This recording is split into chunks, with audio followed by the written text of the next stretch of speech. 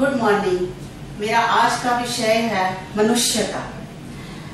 मनुष्यता कविता के कवि मैथिली शरणगुप्त जी हैं। इनके द्वारा लिखी गई यह कविता एक राष्ट्रवादी तथा उदारता की भावना से ओतप्रोत कविता है। कवि राष्ट्रकवि मैथिली शरणगुप्त जी का हृदय उदारता की भावना से ओतप्रोत है।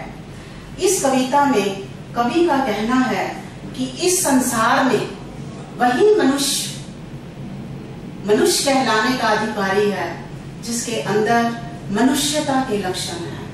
वैसे मनुष्य तो सभी हैं, लेकिन प्रत्येक मनुष्य के अंदर मनुष्यता के लक्षण नहीं होते हैं। जब तक मनुष्यता के लक्षण मनुष्य के अंदर नहीं होंगे, तब तक वह वास्तव में मनुष्य कहलाने का अधिकारी नहीं है। अब हमें ये देखना है कि मनुष्यता के लक्षण क्या है। मनुष्यता के लक्षण हैं परोपकार, दया, उदारता तथा सहानुभूति।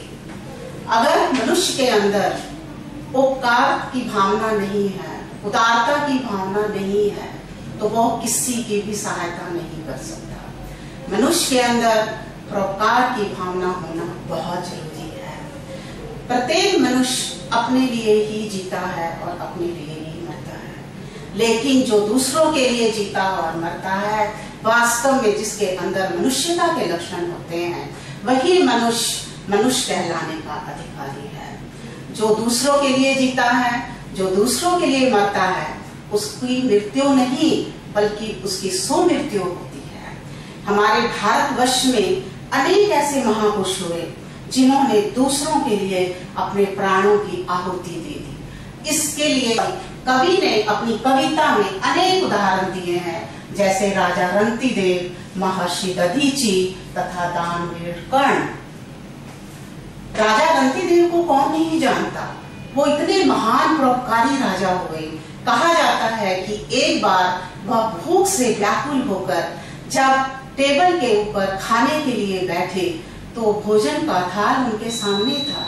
जैसे ही वह खाने के लिए बैठे, वैसे ही एक दूसरा व्यक्ति भूखा उनके सामने आकर खड़ा हो गया। उसी समय उन्होंने अपनी भूख की परवाह ना करते हुए भोजन से भरा हुआ थाल उसके हवाले कर दिया। यह है परोपकार की एक मिसाल।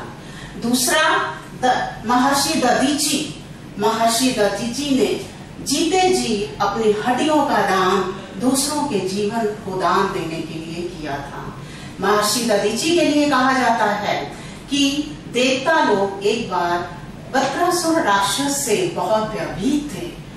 उस राक्षस ने पूरे राज्य में त्राही त्राही मचा रखी थी, और सभी देवता लोग मिलकर जब ब्रह्मा जी के पास गए, वहां जाकर उन्होंने कहा कि इस राक्षस से हमें छुटकारा दिलाइए। तो उन्होंने एक उपाय बताया।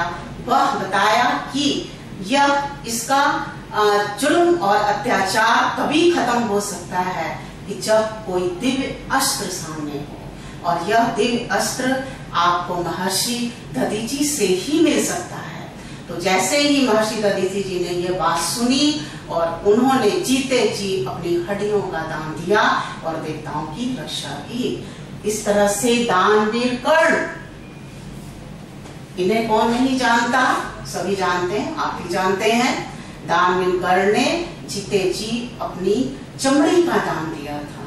इस तरह से कवि का कहना है कि जो इस संसार में दूसरों के लिए जान देता है, दूसरों के लिए अपने आप की आहुति देता है, दूसरों पर परोपकार करता है, दूसरों के लिए सहानुभूति रखता है, जिसके हृदय में उदारता की भावना है, उसका नाम युगों युगों तक यह संसार लेता रहता है, और साथ में इतिहास के पन्नों में स्वर्ण अक्षरों में उसका नाम लिखा जाता है।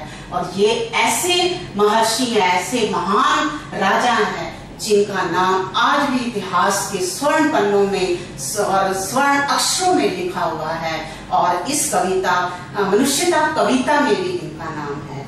तो इस कविता से हमें यह संदेश मिलता है कि हमें भी परोपकारी जीवन व्यतीत करना चाहिए, तभी हम मनुष्य कहलाने के अधिकारी हैं, और हमारे अंदर भी मनुष्यता की भावना होनी चाहिए, तभी सही माने में हम मनुष्य हैं। धन्यवाद।